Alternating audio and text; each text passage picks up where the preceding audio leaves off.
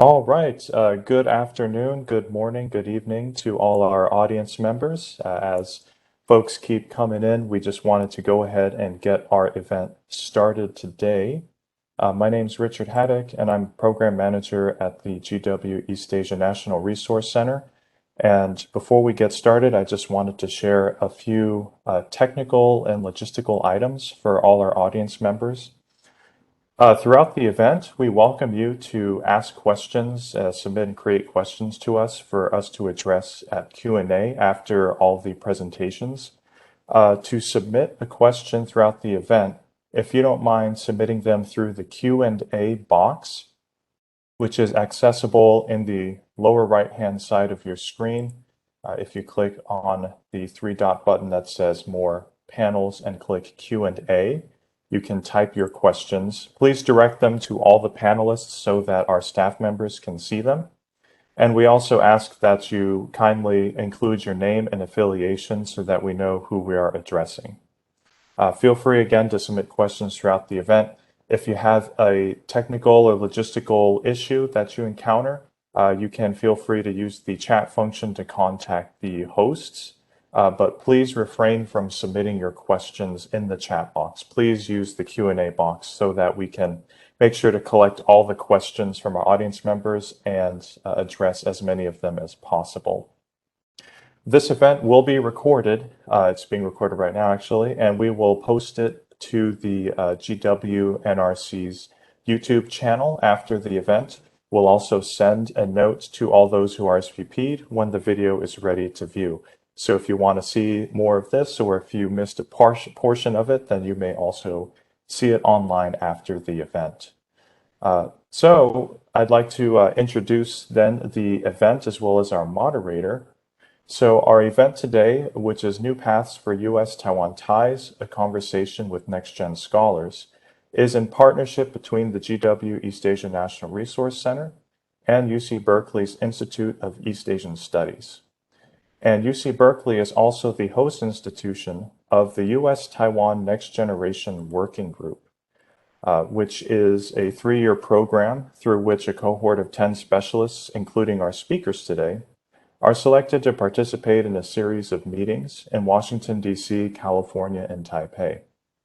The program aims to identify, nurture, and build a community of American public policy intellectuals across a wide range of sectors and facilitate spin-offs of policy-oriented research teams and projects.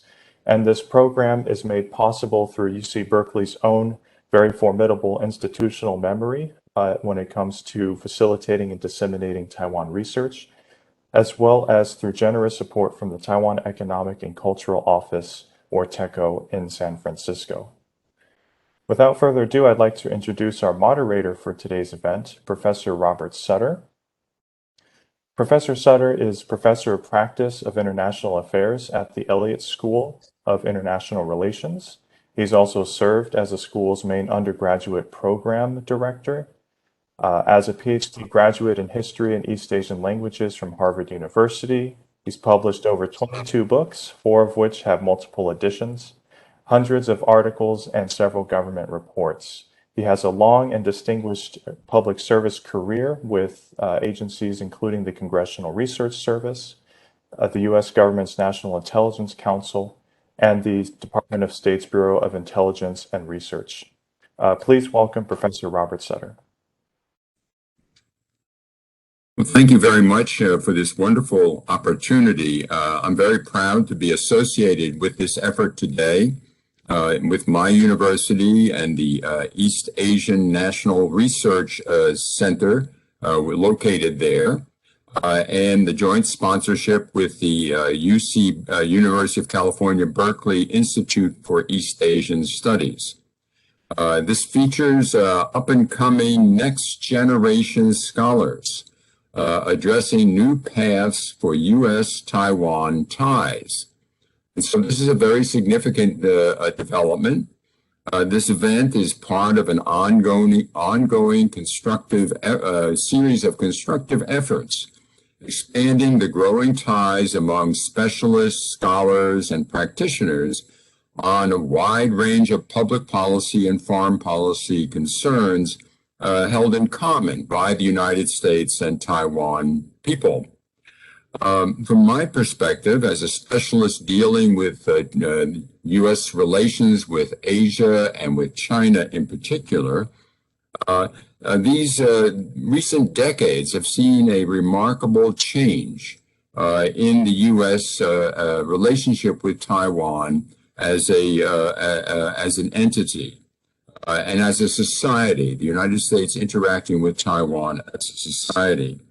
As a result, of course, on the specialist level, there have been many specialist studies and so forth, literature about Taiwan in the United States has just grown enormously in these decades. And the studies of our panelists today will be emblematic of what we can expect in the future. But this does also have a policy orientation as well. And we can talk a little bit about that perhaps after the session, after the formal presentations. But the sentiment in the United States, as far as the society is concerned about Taiwan, is about as high as I have ever seen in my professional career. This is a remarkable change. And so this change is at the level of specialists and also at the level of society as a whole. But I don't want to digress too much from our presentations, and they're the highlight of what we're doing today.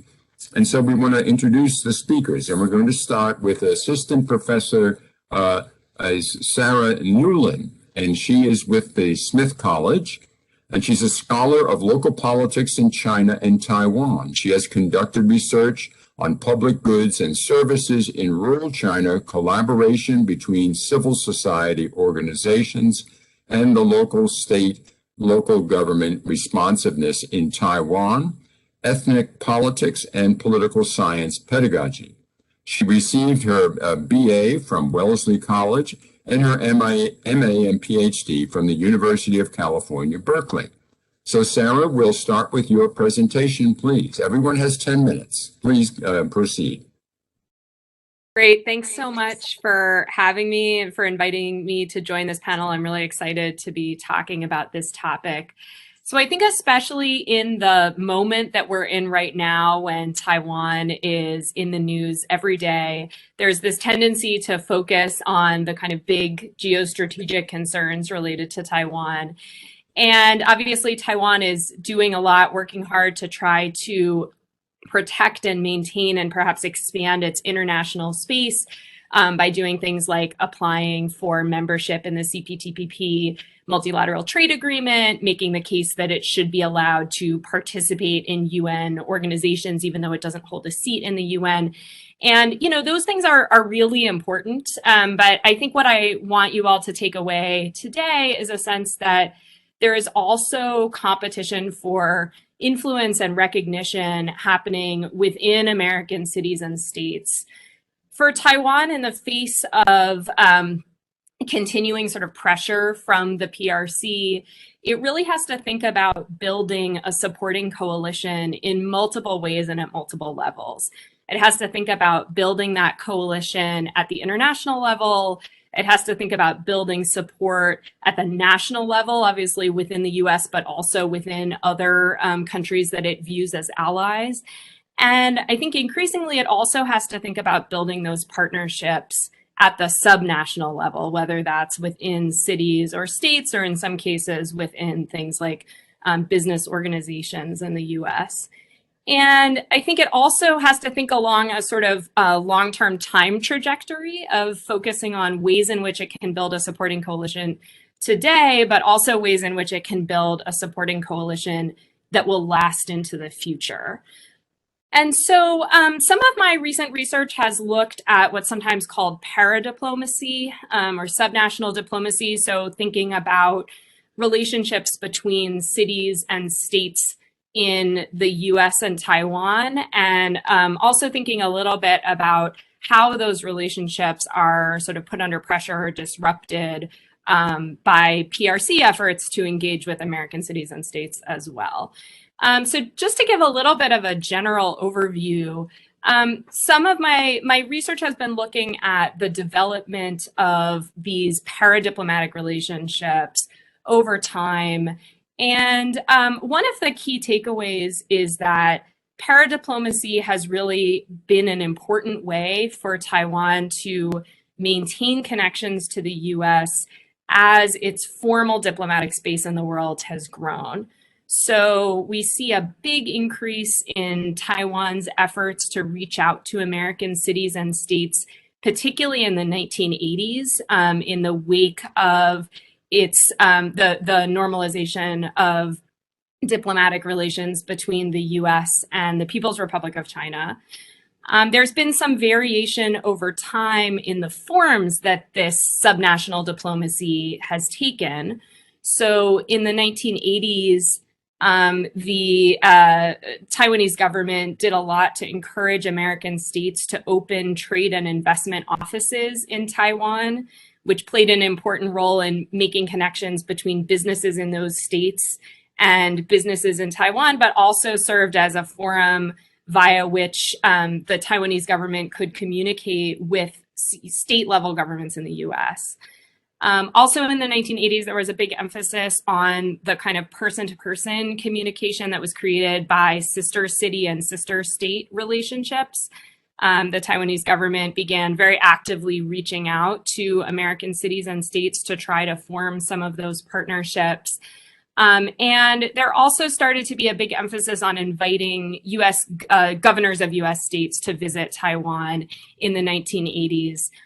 Given the sort of dramatic decrease in national level official contact that was possible between the US and Taiwan after the US normalized its diplomatic relationship with the PRC. There have since then, some of those forms of paradiplomacy have remained really important. So there are still new sister city agreements being formed between cities in Taiwan and cities in the US today. State governors continue to visit Taiwan. Many of the trade offices that opened in Taiwan in the 1980s have closed, but there are, I think it's about 11 states that still have trade offices in Taiwan. But there also are newer forms. I think Taiwanese officials have been quite innovative in terms of finding ways to try to foster connections to cities and states in the US. So one example is driver's license reciprocity agreements. Taiwan has been a leader in reaching out to US states and crafting agreements that allow American drivers from that state who move to Taiwan to pretty seamlessly get a local driver's license, or Taiwanese citizens who move here to get a driver's license from a given American state without having to take a new driver's test. And, you know, those kinds of agreements, I think, individually are not super important, but collectively allow a sort of variety of ways for Taiwanese officials to engage with American policymakers at the city and state levels.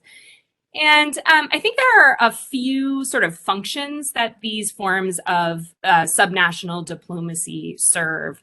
One is just kind of performative, allowing Taiwanese officials to show that Taiwan is a responsible actor and sort of operates like a state without ever needing to declare independence. They get to show up at signing ceremonies that have, you know, a US flag next to an ROC flag as officials sign a driver's license reciprocity agreement, for instance. These agreements enable contact between officials in Taiwan and officials in the governor's office or the executive branch within a state. And I think Taiwanese officials have been savvy at understanding the ways in which state politics really matter in the US system, and then trying to sort of establish links to state legislatures and also to governor's offices and state level bureaucrats. I think these relationships are also importantly about building long-term commitments to Taiwan. So there are numerous examples of officials who developed a relationship with Taiwan when they were at the state level and then moved up into national politics and continued to be advocates for Taiwan. Jay Rockefeller, who was one of the founders of the Senate Taiwan Caucus, is a great example of this. His ties to Taiwan were longstanding and dated back to his time as a governor of West Virginia. He made numerous visits to Taiwan before he ever entered the Senate.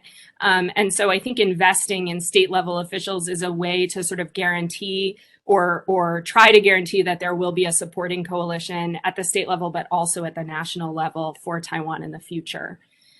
And I think also there's this sort of hedging game that, it's hard to find ways to intersect with American national political institutions in light of the formal limitations that are placed on contact between Taiwanese and American officials, although some of those limitations have been loosened in the last couple of years. And so contacts with state governors, contacts with major American cities are a way to kind of broaden and enrich ties that otherwise face some severe constraints. So I think in terms of, big takeaways, I think there are a few things that both policymakers and the public need to think about.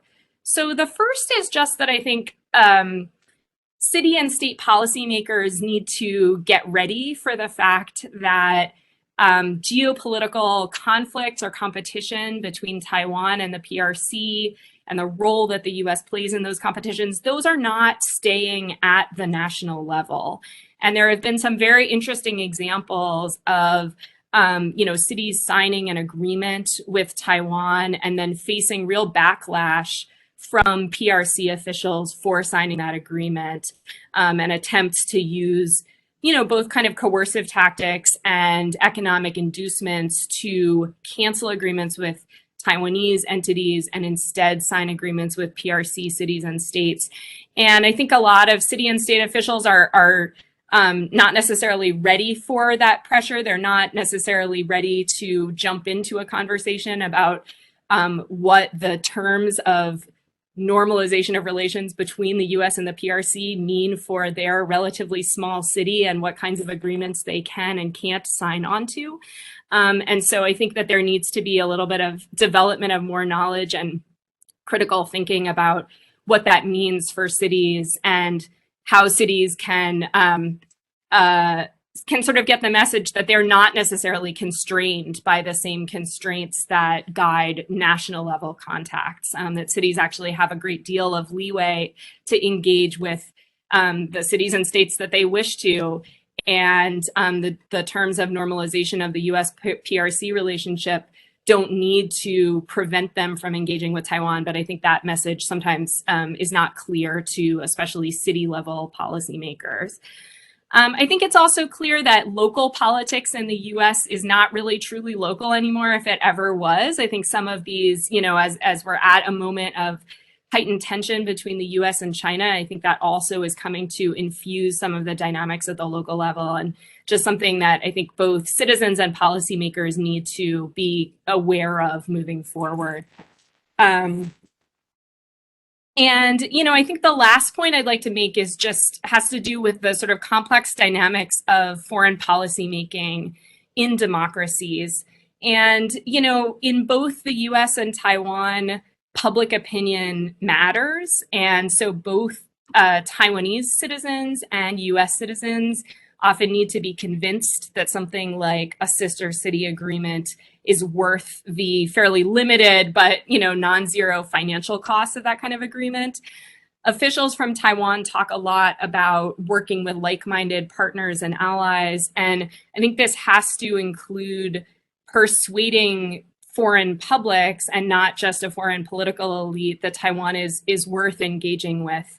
And so I think we should expect to see continuing efforts from Taiwan to kind of strengthen these relationships, but also probably continuing efforts from the PRC to block some of these subnational relationships between Taiwan and the PRC. Thanks. Thanks very much. Sorry, between Taiwan and the U.S.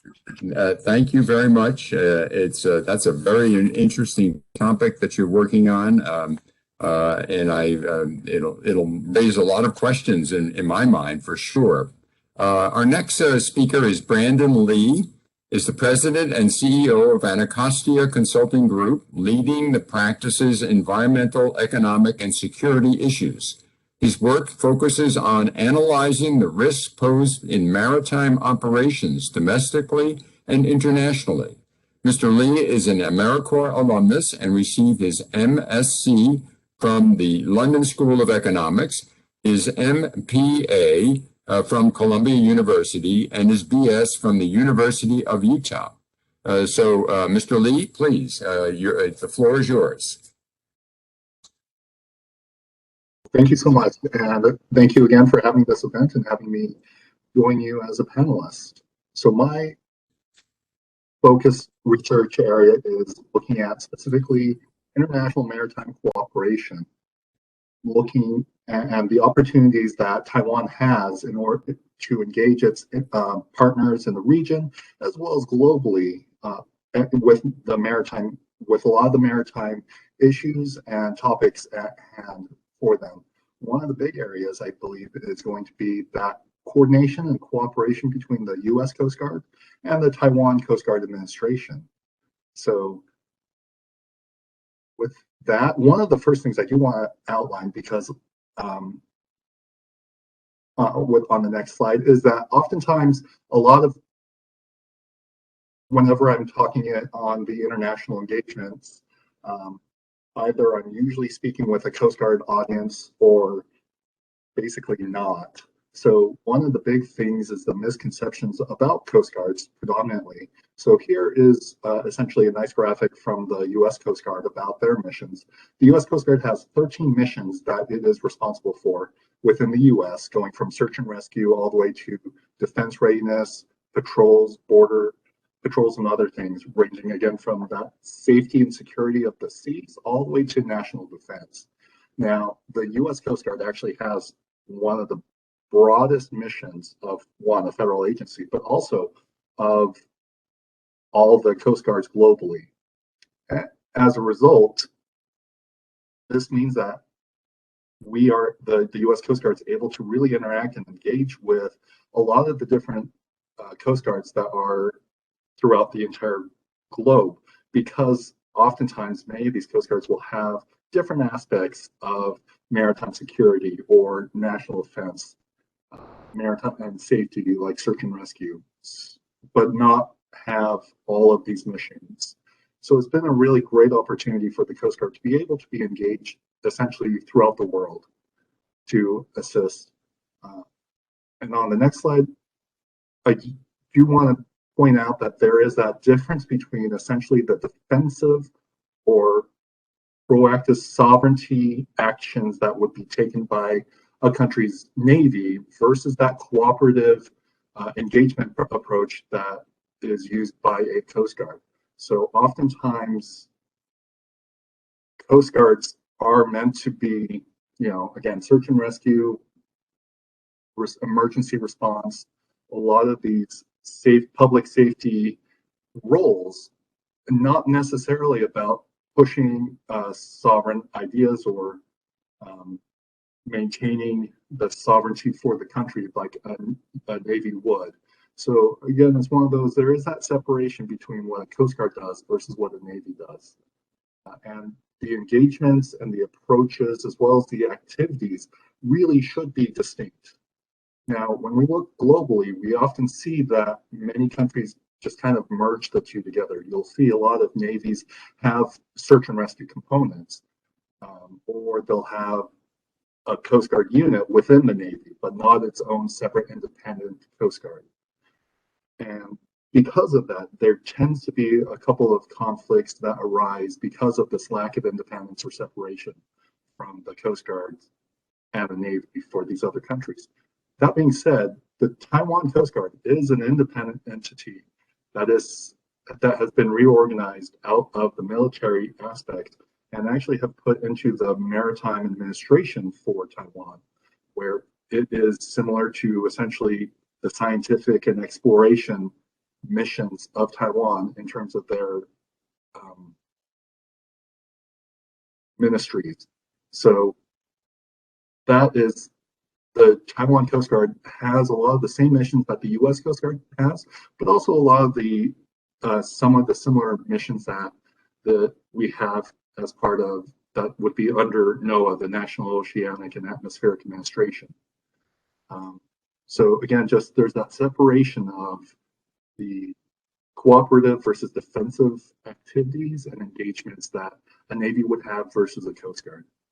So with that, the research area that I'm looking at right now are essentially focusing on these three main recommendations, which is improving that coordination with Taiwan, improving coordination with regional partners, but also other partners that have shown interest in engaging with and cooperating with the Taiwan Coast Guard. The U.S. Coast Guard, Japan Coast Guard have both voiced that they are happy and willing to engage with them, and actually have, as of this year, started moving down that path. The U.S. Coast Guard and Taiwan Coast Guard did create an MOU specifically talking about coordination and possible activities in the future. In addition, Japan also hosted a maritime seminar earlier this year that specifically had Japan, the US, and Taiwan looking at how to coordinate and improve the positioning of the three countries, specifically looking at the East China Sea. And then the second one is looking at, again, that once you have these MOUs in place, and once you have a framework, you can start really expanding a lot of those activities, whether it's training or SME exchanges, educational exchanges, but also looking at things like shipwriter agreements where a member of another military is present on a ship. So, for example, if the U.S. Coast Guard is in the area, they could have a Taiwan Coast Guard member on board, helping them and assisting through that commute. And then lastly, I think one of those recommendations that I would put out there that is a highly controversial one that I don't think Taiwan would ever do is ratifying the UN Convention on the Law of the Seas, which essentially establishes what the international borders should be for maritime borders. So focusing on that third recommendation, on the next slide is essentially China's NineDash lines. These are the historic borders that China has stated that are their maritime borders. These are based off of the historical documentation of what had been considered part of China's maritime domain. Now, one of the things about this is Taiwan actually also has basically stated that this is one of those areas where both China and Taiwan have had general agreement that these are the lines, this is the maritime borders for essentially, these are the historic borders and these are what they deem to be the maritime borders. Now, one of the big things about this is that a lot of the historical documents to prove these claims are actually, I believe, in Taiwan. So if Taiwan were to shift their position, that would actually diminish China's actual claim to a lot of those maritime borders. Now, again, by doing that, it actually would shrink a lot of that area. So on the next slide, if Taiwan were to actually ratify and sign on to the UN Law of the Seas, you'll notice that the blue lines there are the unclassed maritime borders that would be established versus that red line, which is the NineDash line. So by ratifying that treaty, it would drastically shrink a lot of the territorial maritime claims of both China and Taiwan in that region. But one of the big reasons why I have put this on here is because when it comes to maritime issues and the a lot of the maritime issues that we see, whether it's fisheries or illegal trade, piracy, a lot of those actions are being are addressed within that treaty. And often China has actually really taken a step back from that and is not engaged internationally. So where China is really squeezing Taiwan out, and a lot of the international engagement that it has, whether it's with embassies and diplomatic engagements with other countries, participation on international organizations like the WHO, a lot of these different entities, China's pushing Taiwan, has pushed Taiwan as much as it can out of all those international arenas, except for the maritime domain, because China has not ratified UNCLOS and does not believe any of, and has not upheld a lot of these international laws concerning fisheries, piracy, and whatnot. They have essentially stayed away from a lot of those international organizations and entities. Taiwan is participating on those, but again, it's just one of the, Taiwan as well as the US have both not ratified UNCLOS, and it has really caused a bit of a strain in terms of the regional cooperation. So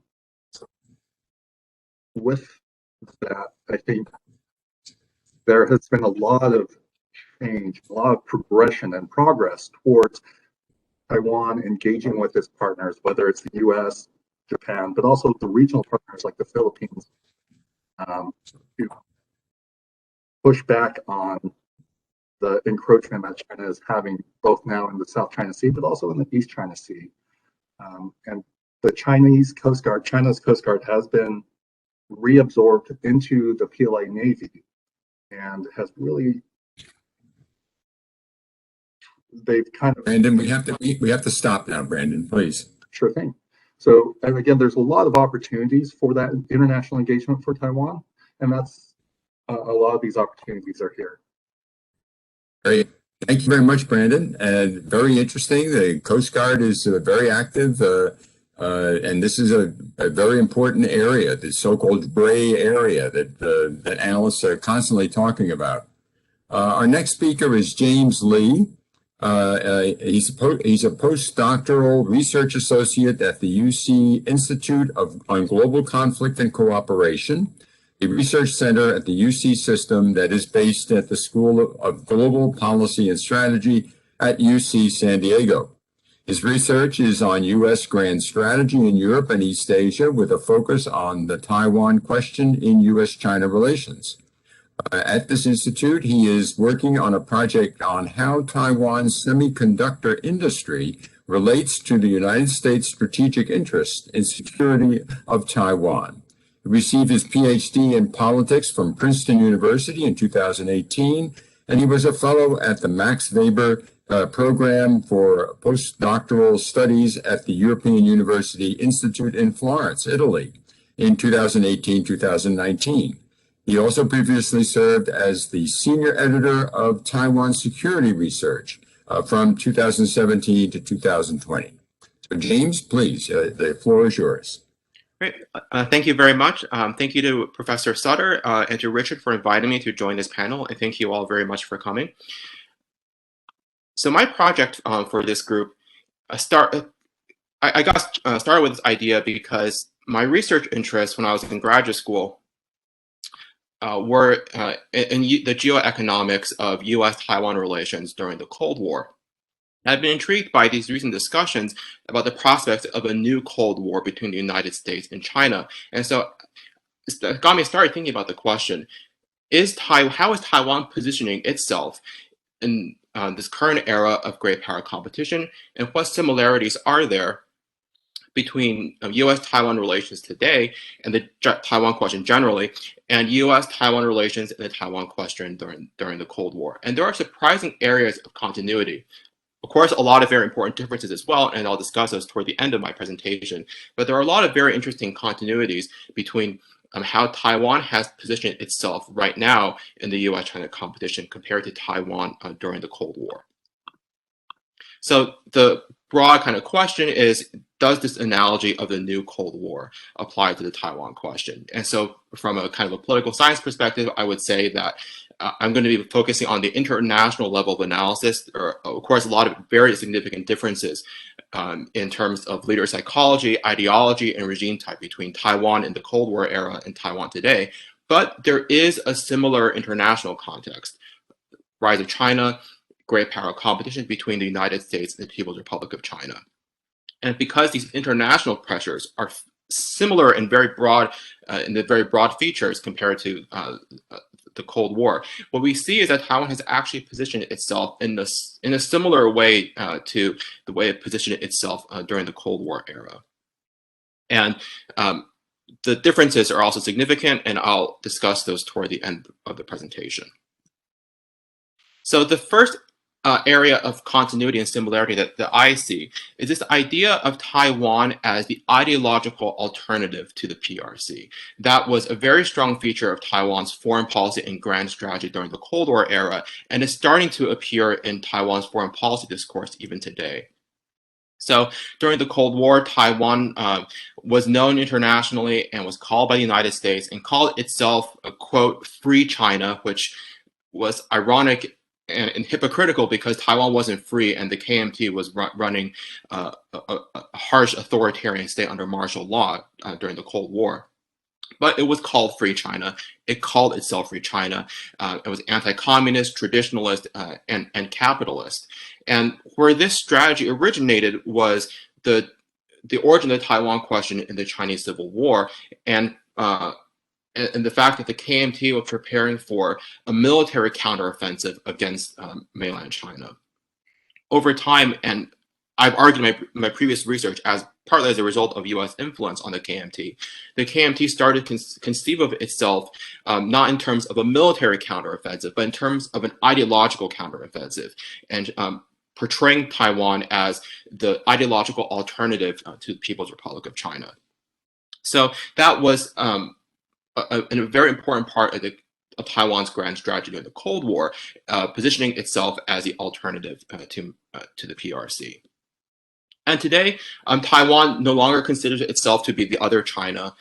Taiwan, the acceptance for the one China principle has declined significantly in Taiwan. And yet we still do see US leaders and Taiwan officials talking about Taiwan in ways that kind of echo this idea of Taiwan as the ideological alternative to the PRC. So Mike Pence in 2019 in his address at the Hudson Institute said that America will always believe that Taiwan's embrace of democracy shows a better path for all the Chinese people. So we see this kind of echo of Taiwan as the ideological alternative to the PRC. Tsai Ing-wen, in her recent article in Foreign Affairs, has also picked up on this theme, referring to Taiwan as both vibrantly democratic and Western, influenced by Chinese civilization and shaped by Asian traditions. And then she concludes, she argues that Taiwan represents at once an affront to the narrative and an impediment to the regional ambitions of the Chinese Communist Party. So there is a reference to Taiwan's Chinese culture and Chinese heritage, and seeing Taiwan's embrace of democratic values as an ideological challenge to the Chinese Communist Party. So you see a kind of a repetition of the kind of rhetoric of Taiwan as the ideological alternative at this very kind of broad level of Taiwan's foreign relations and grand strategy. At the kind of the micro level, recently there's been a kind of a shift in Chinese language education away from the mainland and toward Taiwan. And Taiwan has been positioning itself as the alternative location for studying Chinese in a free and democratic society. So that's where I see an area of similarity between the Cold War era and the present day. In terms of the United States grand strategy toward the Taiwan question, the United States has pursued strategic ambiguity since the Cold War, and has continued today. During the Cold War, strategic ambiguity was applied to Quemoy and Matsu in what was known as what Professor John Garber calls the elastic clause in the Mutual Defense Treaty, saying the United States will defend Taiwan and Penghu, but maybe Quemoy and Matsu, maybe, with the Taiwan Relations Act, that strategic ambiguity was shifted toward the islands of Taiwan and Penghu. So, and this was driven by a fear of entrapment, the fear that if the United States adopted strategic clarity, Taiwan might adopt actions that would drag the United States into a war with the PRC. That was true during the Taiwan Straits crises, and is true in the post-Cold War era as well. Similarly, Taiwan has always had a fear of abandonment. This goes back to Taiwan's exclusion from the defense perimeter speech in 1950. And recently this came up when in the early years of the Trump administration, when there was concern that the United States was going to use Taiwan as a bargaining chip in the great power competition with the PRC. And so Taiwan has always had this fear of being abandoned by the United States, and it's been diminished somewhat in recent years, but it's never going to fully go away. Another area of continuity is Taiwan adopting an asymmetric strategy. So this is a constant theme in U.S.-Taiwan relations, that military cooperation with Taiwan has always been seen as more provocative, even when the United States recognized the ROC during the Cold War, because the fear was that if the nationalist forces were getting involved in Vietnam or in Korea, they would use that as an opening for launching a wider war with the PRC that would drag the United States into a land war in China. So, for example, the nationalists wanted to send troops to Vietnam. The United States resisted, but the United States wanted Taiwan to provide technical and economic cooperation to South Vietnam in order to replicate Taiwan's economic miracle in South Vietnam. So this theme where military relations are much more sensitive than economic relations is a persistent theme from the Cold War, and Taiwan has focused on economic development and democratization and trying to bolster relations within the region and around the world through economic cooperation and technical assistance. Right now, there's a global cooperation and training framework. During the Cold War, the China Productivity Center based in Taiwan was supporting technical assistance cooperation programs between Taiwan, Japan, and the Philippines, and other countries in the anti-communist bloc. U.S. support has been important for Taiwan's participation in international organizations. That is, of course, true today, but also true during the Cold War, because even when Taiwan held the China seat in the UN Security Council, that required a massive campaign by the United States and Taiwan to help Taiwan keep its seat in the UN. So even when Taiwan was represented in the UN, that still required significant effort, diplomatic effort on the part of the U.S. and Taiwan to help Taiwan keep its seat.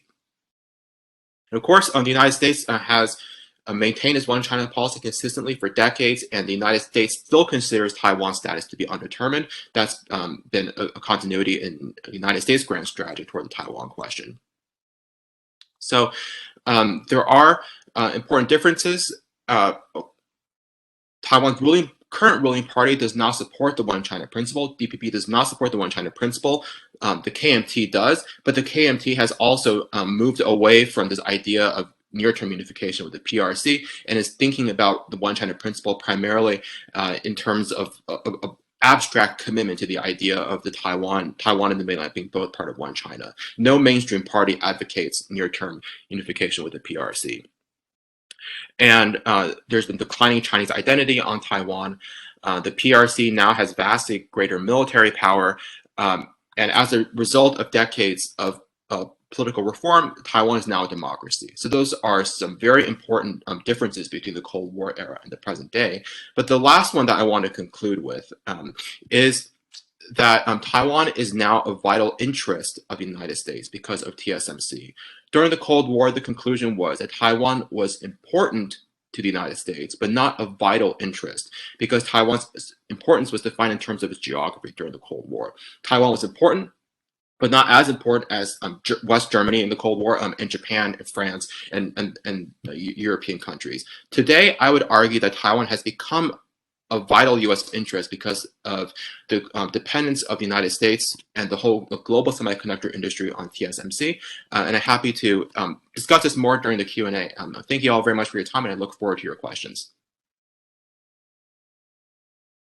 Thank you very much. That was a terrific presentation, very informative, and so we're now ready to move. And this also will have implications for our discussion, very much so, today. Now, our fourth participant is Richard Haddock, And he is currently the program manager for the East Asia National Resource Center at George Washington University. Mr. Haddock's research interests include U.S. Taiwan relations, U.S. foreign policy in East Asia, public diplomacy, and education policy. He is currently pursuing a PhD in public policy and public administration at GW, focusing on digital democracy and e-governance. He holds an MA in Asian Studies from the Elliott School and a BA in political science from the University of Central Florida. So, Richard, the floor is yours. Looking forward to your presentation. Great. Thanks so much, Bob, for the generous introduction. So I'm very excited to talk to everybody today about my own research interests, which when it comes to Taiwan, and that is public diplomacy, soft power, and education diplomacy. So I've got a few slides here just to help facilitate the conversation.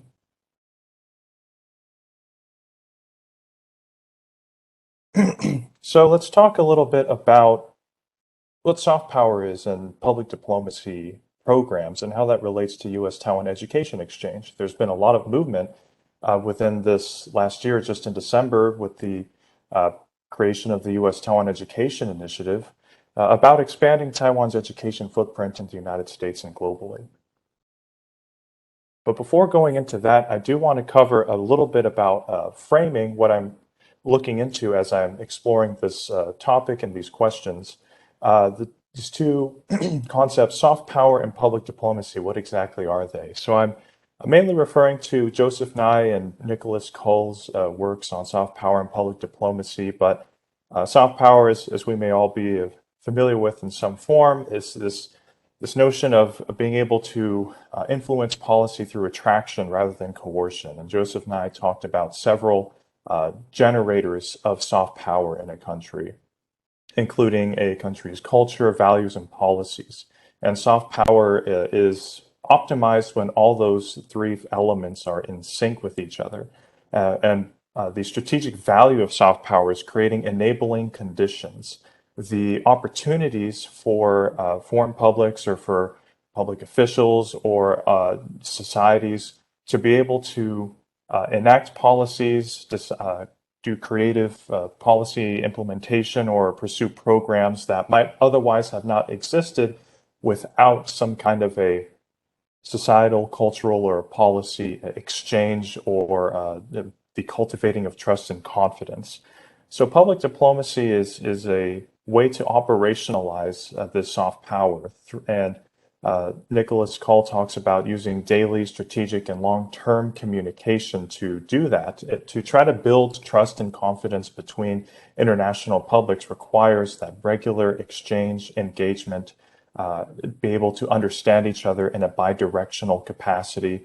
And it's effective also when it's networked and credible. Networked meaning that there are individuals that kind of act as switches between different communities that might not have otherwise been connected. But through, let's say, a study abroad experience, somebody is able to have a more sensitized or deeper understanding about a place or a society and connect that society or policy or values to their other networks, domestically or abroad. And there are many varieties of public diplomacy programs. There's cultural, Sarah mentioned paradiplomacy and state-to-state or local level public diplomacy efforts. And what I want to focus on is the educational public diplomacy element. So the case of Taiwan is, as Gary Ronsley interestingly puts it, is it's soft power rich, but public diplomacy poor. And there's several reasons for why he's adopted this framework. One is the constraints that Taiwan faces. Although it has a very robust domestic debate, it also has had an evolving message. And when it comes to public diplomacy and soft power, conveying what that message is, what our society's message is abroad, it's important. And we've seen that Taiwan since 1949 has evolved what that public or state-directed messaging looks like, from what the KMT dictated all the way through democratization, and now it's a very pluralistic kind of message that's linked to the domestic political development in Taiwan. There's also the reality of cross-strait relations where they're at, and Taiwan's pursuit of international space, and it is quite constrained. Even with the United States, they are unofficial relations, and so other countries that have formal diplomatic relations can pursue public diplomacy and multi-track diplomacy just in a more multifaceted directions that Taiwan is somewhat limited with what it can pursue constructively. And there's also a fragmented PD network, as I like to think of it, is in that in Taiwan, the agencies that execute public diplomacy are located in various industries: Ministry of Foreign Affairs, Ministry of Education, Ministry of Culture. They all have their own public diplomacy outreach apparatus. And in the United States, the primary actor agent in those efforts is the State Department, in particular the Educational and Cultural Affairs Bureau, but also other agencies or departments therein. There's also, though, some strengths to Taiwan's soft power predicament. With this democratic transformation and going back to those generators of soft power, as Joseph Nye conceptualized, that democratic transition, a pluralistic, inclusive society resonates abroad, and particularly in our case with the United States, having similar shared values, which is often discussed in higher policy circles, is an important way for places to connect with each other and their societies to be connected. I'll also mention that Taiwan is also has a very creative and engaged civil society, and so I put this image of just a shirt now purchasable on Amazon, but this came from the Tokyo 2021 Olympics this summer when Taiwan won the badminton men's doubles badminton gold medal. Those familiar with it, I really love this. But what you see in the Taiwan emblem there is the challenge in the very last shot where the birdie landed right on the line and it was challenged, and we see that it was indeed in. So that gave Taiwan the victory. But that's since then turned into an unofficial symbol of Taiwan throughout the world, and now it's something that is purchasable. And so those soft power assets have purchase globally as well as domestically. And so Taiwan is a rich producer of soft power, but its public diplomacy apparatus may be kind of out of sync or not as synergized as well as it could otherwise be, in part because of these constraints. So briefly about U.S. Taiwan exchanges, they run long and deep and multifaceted from the state level and paradiplomacy. Even in the Taiwan Relations Act passed in 1979, it is mentioned here, it is the policy of the United States to preserve and promote extensive, and I put in bold here, cultural and other relations between the people of the United States and the people on Taiwan. And that is directly suggesting, empowering, encouraging those people-to-people ties, and creates a space for soft power and public diplomacy to take a leading or a significant role within U.S.-Taiwan relations. Academic exchanges are also very long. Fulbright Taiwan has had its 60th year anniversary in 2017 and now has one of, if not the largest, English teaching assistant programs based in Taiwan. There's also professional exchanges that are very important to cultivating professional networks, and back to those network switches in soft power and public diplomacy theory. So that includes the Global Cooperation and Training Framework, State Department's International Visitor Leadership Program, and Mosaic Taiwan. There is this graphic on the right here taken from Open Doors data about U.S. Taiwan student language exchanges, and we can see that there's general decrease from the figure of Taiwanese students coming to the U.S. and American students to Taiwan. And so how can we address these kinds of gaps in exchanges? My project particularly focuses on how can we renew focus on strategic education synergies. There is the U.S. Taiwan Education Initiative.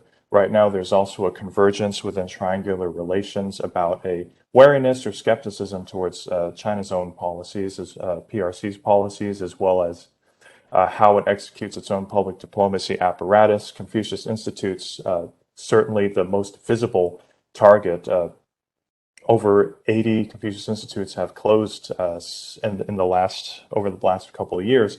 And this provides an opportunity for Taiwan's public diplomacy apparatus to fill in the gaps, but it's important to learn from these public diplomacy lessons about why Confucius Institutes earned the suspicion and distrust of institutions. And part of that, it goes back to those networks cultivating trust and similarities in policy and cultural values between societies.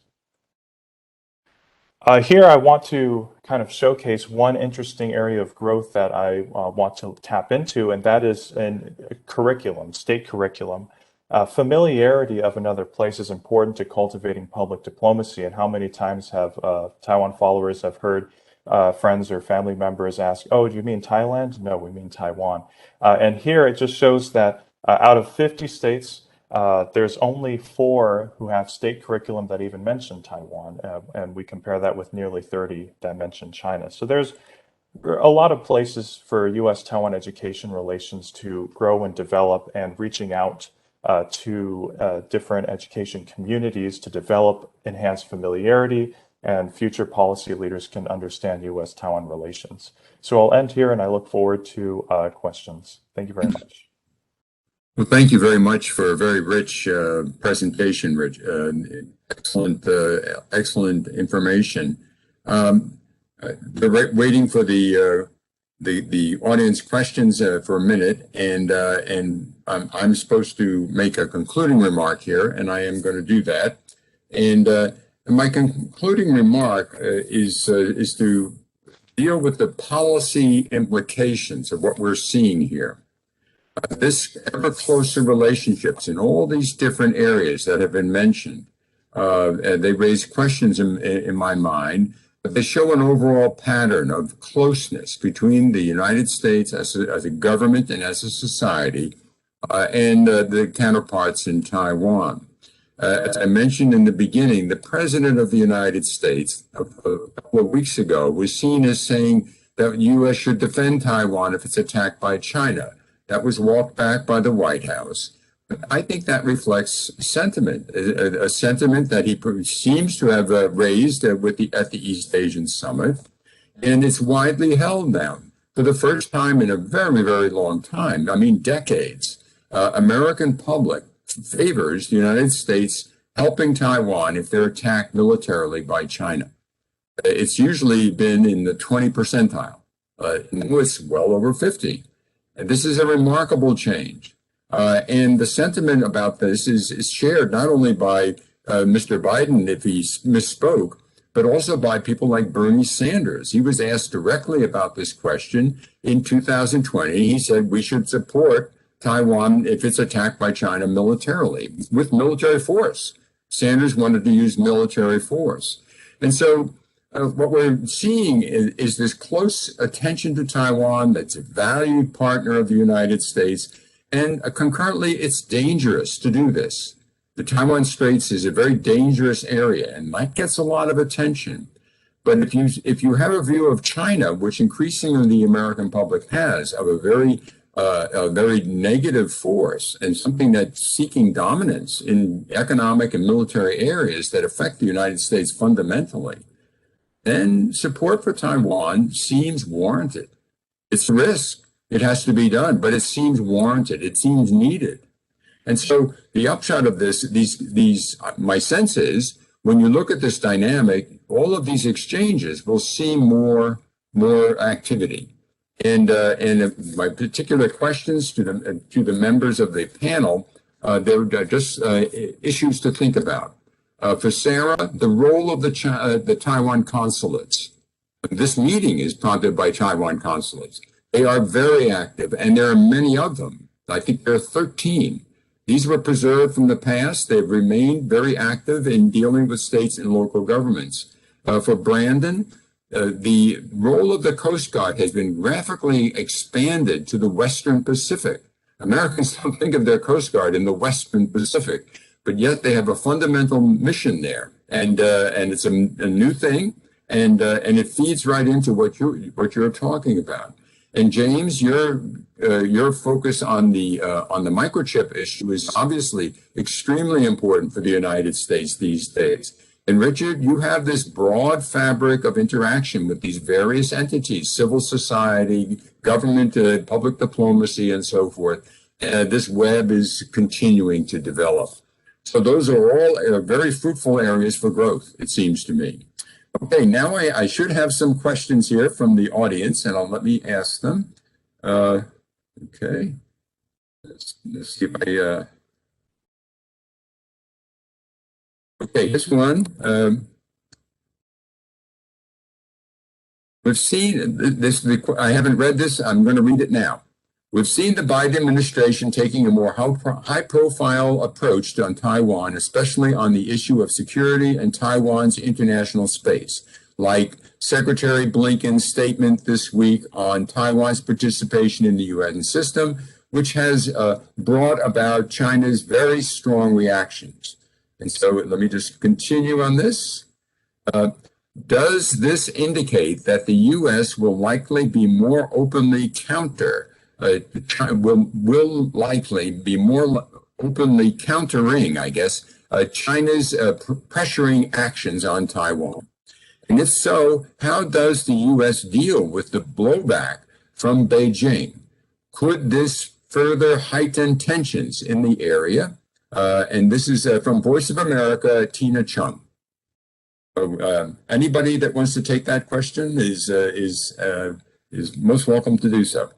I'm a little complicated. I hope you got it, but that's the question.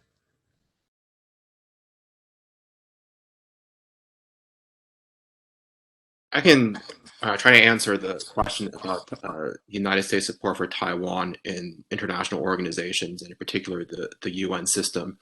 Please. So I believe that, I mean, I get the emails from the State Department every morning where they announce new statements about Taiwan or East Asia. And I believe at the end of that statement supporting Taiwan's inclusion in the UN system, they did caveat that by saying that consistent with the one China policy, right? So the United States is not trying to change the one China policy. I think we broadly reached a consensus since the Trump administration that the one China policy needs to stay in place.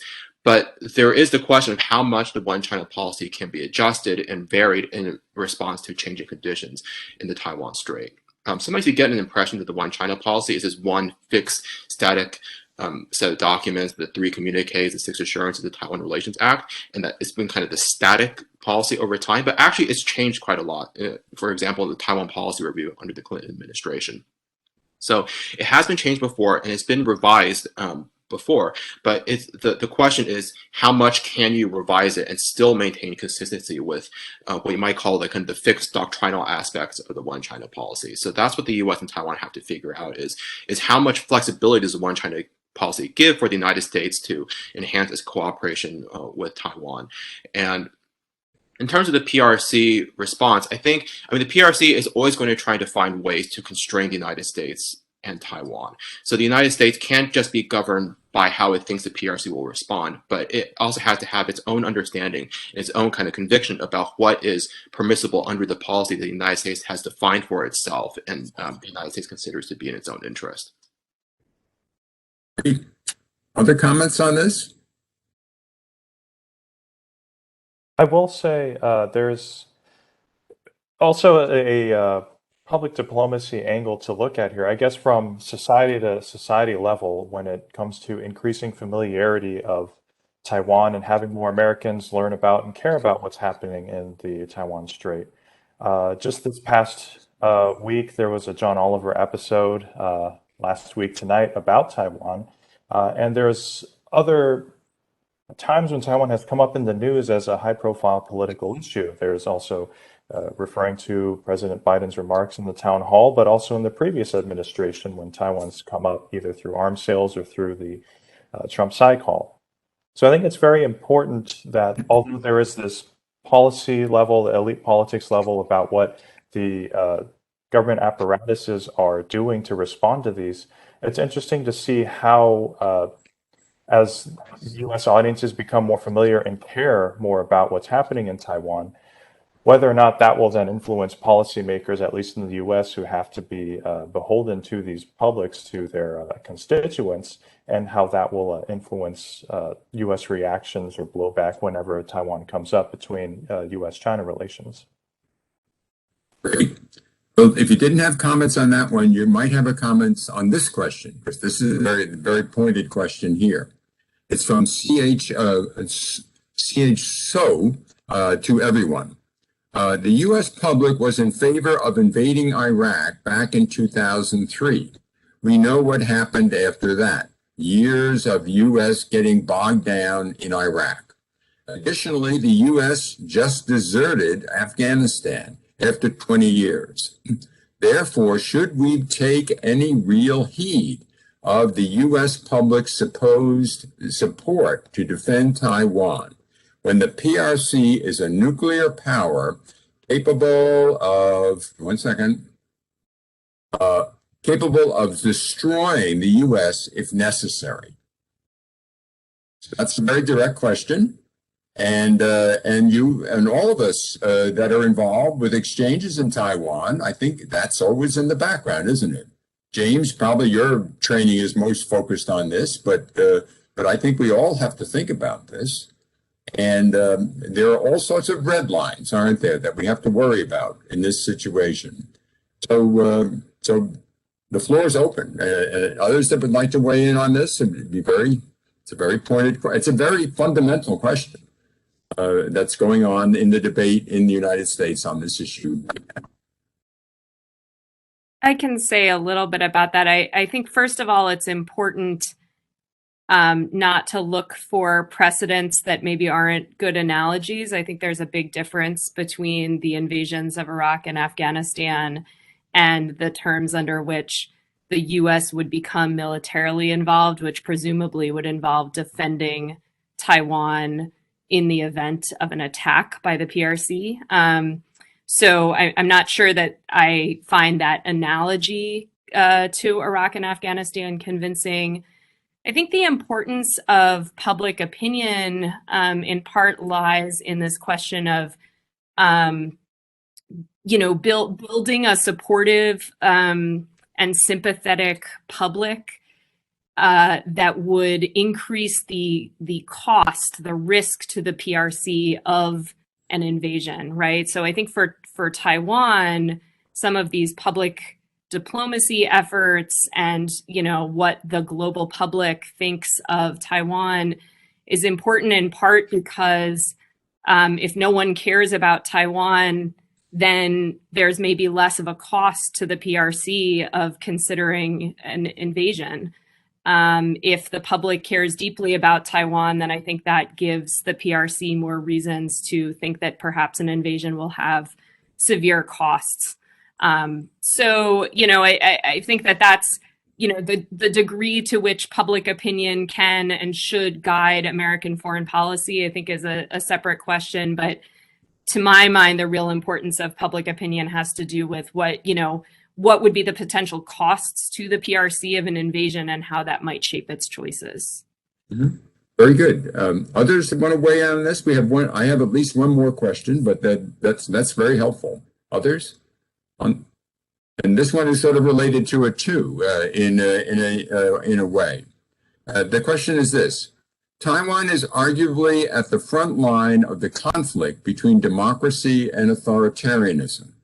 President Biden has recently stated that the U.S. would defend Taiwan and its democracy in the wake of an attack by China. Looking ahead, will the U.S. abandon its foreign policy of strategic ambiguity regarding Taiwan? Is this advantageous for the U.S. and Taiwan? That's the question there. And that, of course, I'm sure you've given this thought because it's, again, the topics that you deal with involve this issue in the background. I don't think the United States will change its policy of strategic ambiguity. Avril Haines, the director of national intelligence, recently said that the United States was going to preserve strategic ambiguity, and moving toward strategic clarity was not on the table, because I believe her exact words were the Chinese would find this deeply destabilizing. And this kind of ambiguity has kept the peace in the Taiwan Strait for decades, and I don't think it's going to change anytime soon. And kind of relating to the previous question about the depth of American public support for Taiwan, I think a good reason for the United States to keep strategic ambiguity is that if the trends in public opinion or the politics on the Hill start to change, and the American public starts to think, wait, this, what they call a commitment to Taiwan, might lead the United States to be caught up in a war with China. That might actually lead for the kind of more public support for reduced kind of support for Taiwan. So I think that the United States needs to be aware of the kind of the reaction to this perception that Taiwan might entrap the United States into war with China. And I think that this language about the U.S. commitment to Taiwan is problematic, because it makes it seem like the United States has a formal legal obligation to support Taiwan, when in fact the Taiwan Relations Act is often just framed as a statement of policy. And so I think preserving a moderate policy in the Taiwan Strait has worked for the United States for decades, and that should continue to be the policy going forward. Wisdom here. Other comments on this? Let me just see if there are more. If not, I can pursue some questions for the group. Let's take a look if we have some more. I did want to chime in that when we look at the defense structures that China has versus what Taiwan has, Taiwan's, and especially with President Tsai's changes to and the reforms to the reserve system and to the military as well as to the National Guard, it's very much in a transition period, it feels like, where it's not quite where it needs to be as a reserve system, as well as a National Guard. So with that, a lot of the capabilities really are geared towards resisting an invasion from China until another force like the U.S. would be able to come and help provide fortification and other assistance in that regard. So if China were to do something, then Taiwan is heavily reliant on its international partners, which is dwindling every day. So we do have that commitment to Taiwan, and I think it's one of those, should the U.S. change its approach, should the U.S. change its stance on the ambiguity, then that would be us causing that change and causing a lot of these potential dominoes to fall, where right now it is there is a very stable environment. The U.S. does something, Taiwan does something like the MOU, China will issue a stern statement of condemnation, and that's predominantly the expected approach and expected exchange that happens right now. Should we abandon strategic ambiguity, a lot of those things would change. Very, very wise. We have another question. This one's on semiconductors. So, James, I guess this is yours. But others are free to comment on this as well. It seems that the concentration of advanced semiconductor production in Taiwan places Taiwan in a strategic position. But this concentration also makes the industry fragile, as we've seen with the recent droughts and the supply chain issues. Is the semiconductor industry sufficient to maintain U.S. interest in Taiwan long term?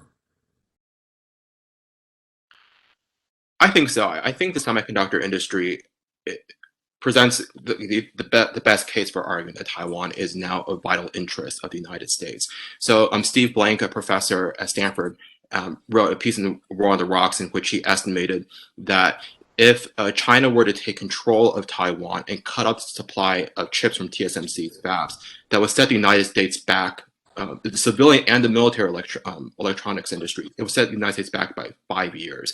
And that is a lifetime, and given how quickly these technological changes are occurring. So effectively, that would mean that if the U.S. were set back by 5 years, the U.S. would practically have lost the geoeconomic competition with China. So I think for that reason, Taiwan is a vital interest of the United States. I think it does make sense for TSMC to kind of diversify its production so that it's not all concentrated in Taiwan, but the fact that the most advanced technology is in Taiwan and most of the fabs are in Taiwan and most of the production capacity is in Taiwan means that the United States will have a vital interest in Taiwan's security because of TSMC. Okay, now we have another question. This one, I'm not sure it's in our pay grade here, but let's try this one. Can any of the panelists comment on how long it will take the PRC to move forward with a takeover of Taiwan? And how long will the U.S. government be likely to remain in a wait-and-see mode, i.e., what events might precipitate a move by the U.S. and or the PRC? That's a very broad question about how would Beijing be able to launch an attack, and under what circumstances, and under what circumstances would the U.S. intervene? So this is very complicated. It's very situation dependent, obviously, but anybody have a comment that they would like to raise in this, or maybe how difficult this issue is to analyze without clear details?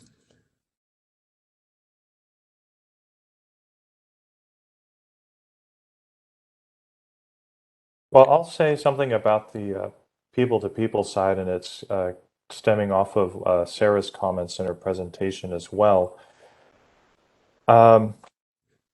This is one reason why developing exchange programs and being able to connect with each other professionally, and we see that Harvard recently moved its Chinese language program to Taiwan. These contribute to long-term societal connections that not only can benefit U.S. Taiwan, but that is a strategic value of these exchanges, to create connections between people, create enabling conditions for deepening relations, or in this case, the conditions to modulate, to tamper down potentially these kinds of aggressive policy moves. If there's too many connections, networks, economic, political, social, or otherwise, it makes these kinds of interactions difficult to do, and raises the cost, as Sarah said, of trying to pursue something like this. So there is always a strategic value for these kinds of education and cultural exchanges, especially in the realm of long-term strategic planning. Great. I think we have time at least for one more question, and I think this is for you. Let's see, Richard, I want to make sure I'm not repeating this. So some of these questions repeat. Perhaps this is most relevant to Richard on public diplomacy, but my question is about Taiwanese diaspora, especially in the United States, and their role in shaping policy in both Taipei and Washington. Do you have a sense of where they lean politically? Tougher on the PRC or pro-independence for Taiwan, for example? That's the question. Great, thank you.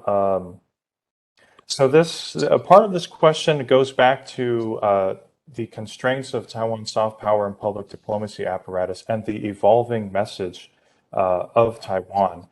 So prior to the early 2000s, from what I've learned, a lot of Taiwan's language outreach and recruitment of international students to come to Taiwan were primarily focused in overseas Chinese communities. That's tethered to the KMT narrative of retaking the mainland and waging this political warfare during the Cold War to try to invest in overseas communities. But that started to evolve alongside Taiwan's own domestic debate has evolved to create a more inclusive society, and so recruitment of international students has diversified. I mean, with iterative southbound policy initiatives, there's more students coming from Southeast Asia to study in Taiwan.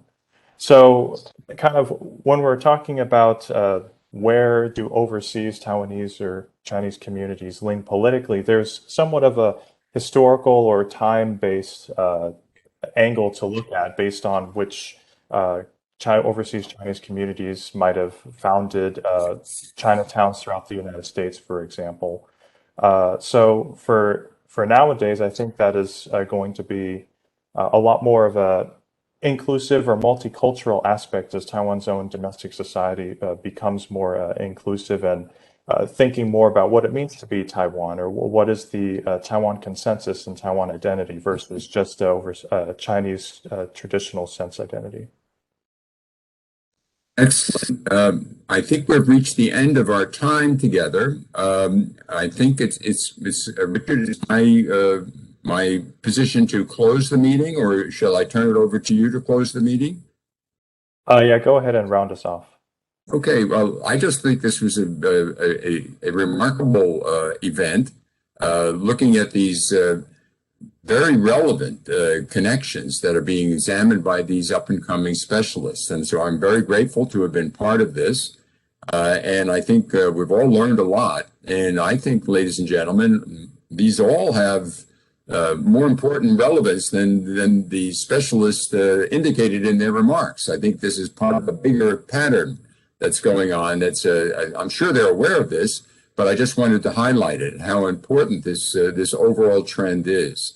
So thank you all very much, and thank you, audience, for the very good questions. And I think we'll close now. So good afternoon or good evening, whatever your situation may be.